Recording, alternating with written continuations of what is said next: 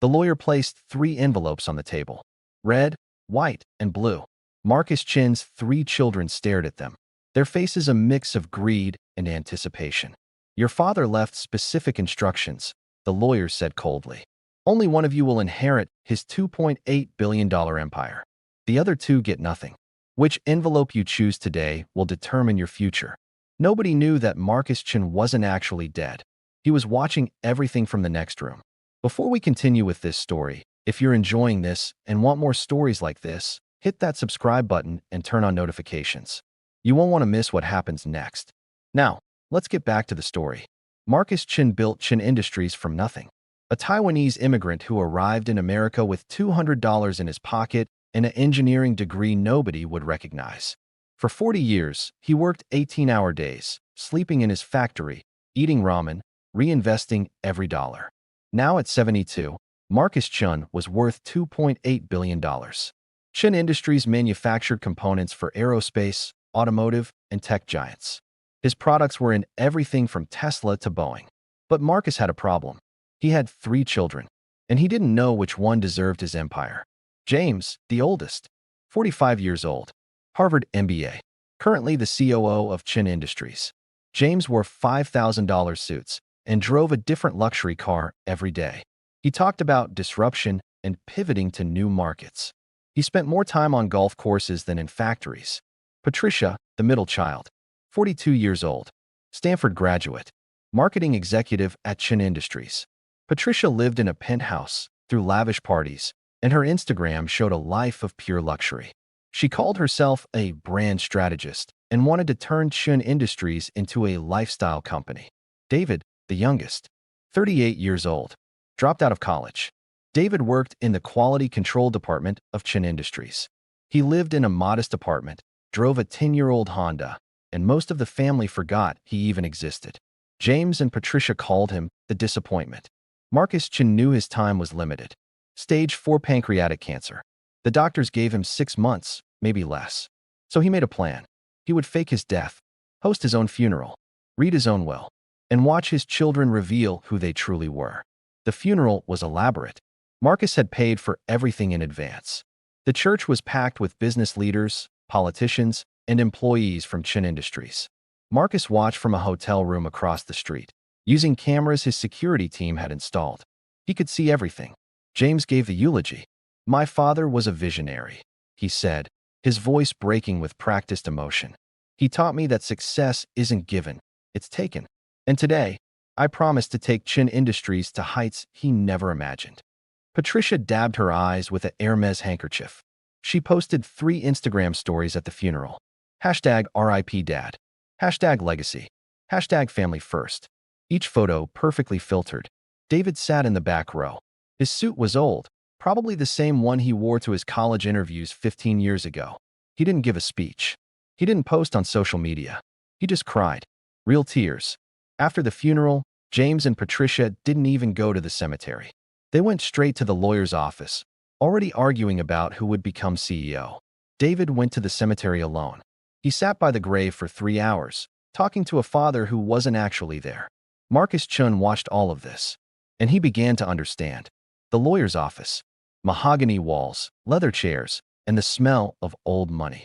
Richard Morrison, Marcus's attorney for 30 years, sat at the head of the table. James and Patricia arrived together, already dressed in expensive business attire. They were ready to take over. David arrived 20 minutes late, apologizing. He'd taken the bus because parking was expensive downtown. "Let's begin," Morrison said. Marcus Chen's last will and testament. He opened the folder slowly, deliberately. Marcus left very specific instructions. He believed that wealth should go to those who understand its true value. Therefore, he created a test. James leaned forward. "A test?" "Yes. The 3 envelopes before you, red, white, and blue. Inside each envelope is a different inheritance scenario. You must each choose 1 envelope. You cannot discuss it with each other. You cannot open them until all 3 have been chosen. Whatever is in your envelope becomes your inheritance. Final. Legally binding." Patricia's eyes narrowed. "What kind of scenarios?" "That's the point, Ms. Chen. You don't know. Your choice reveals your character. Your father's words, not mine." James grabbed the blue envelope immediately. Blue. That's Chen Industries' corporate color. Obviously the winning choice.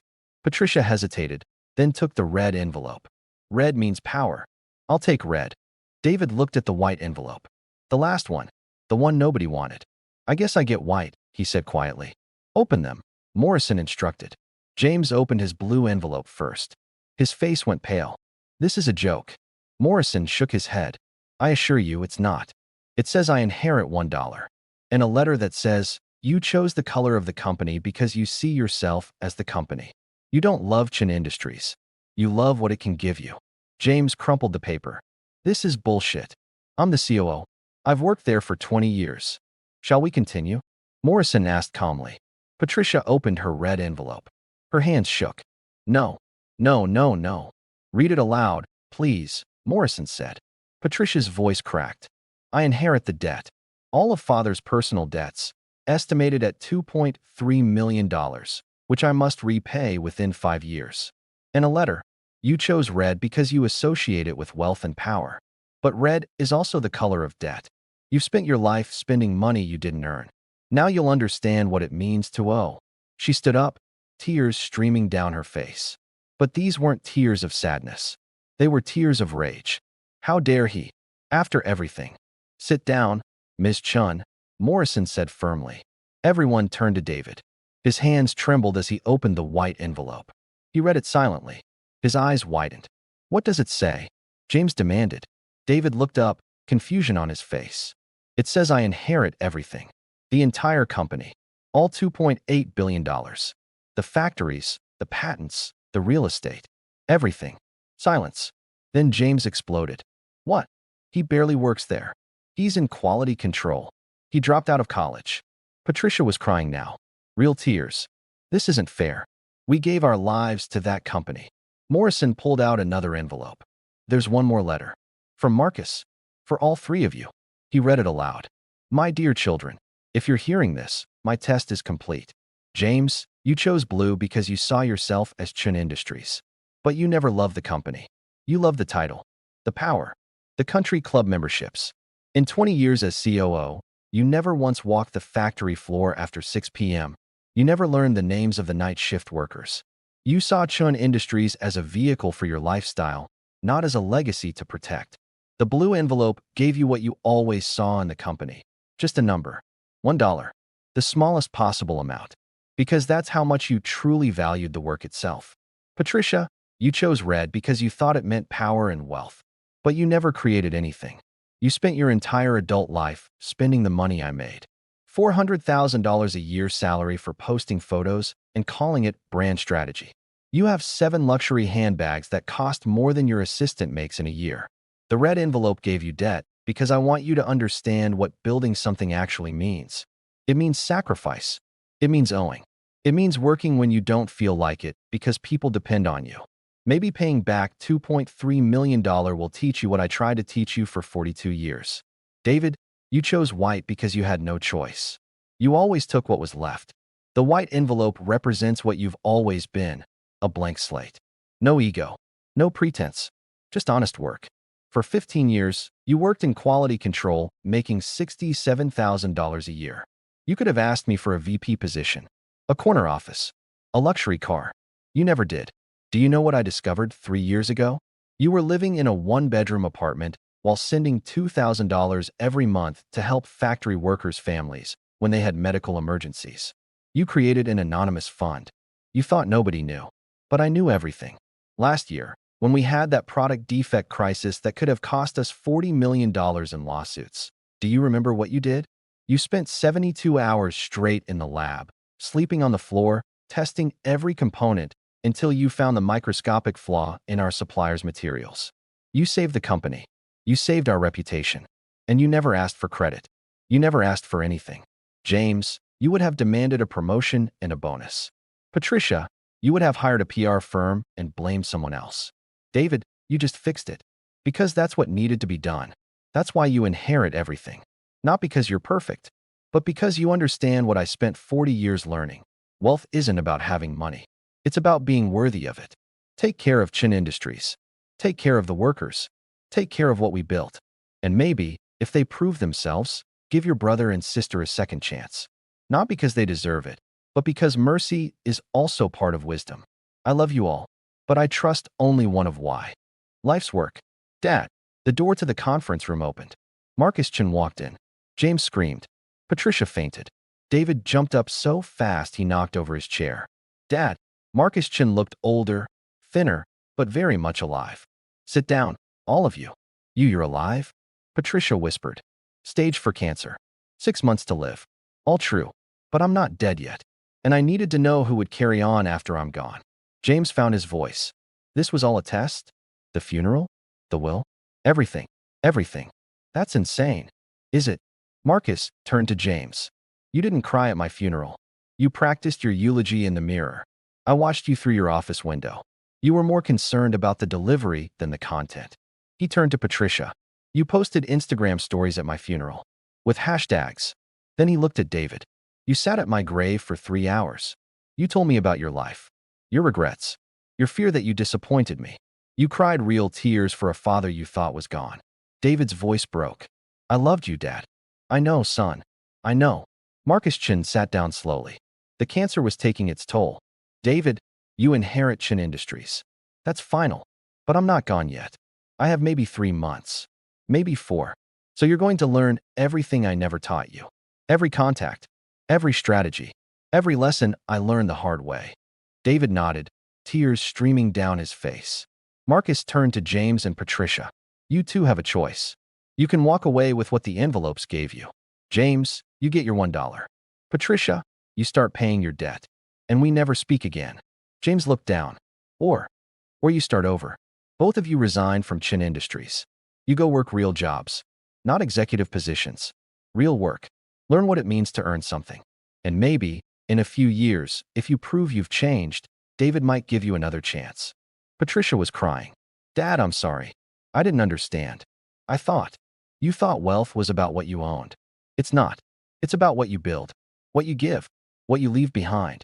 James's voice was barely a whisper. I'll do it. I'll start over. Patricia nodded. Me too. Marcus Chen smiled. It was the first genuine smile his children had seen in years. Good. Then we start tomorrow. 3 months later, Marcus Chen passed away quietly, surrounded by all 3 children.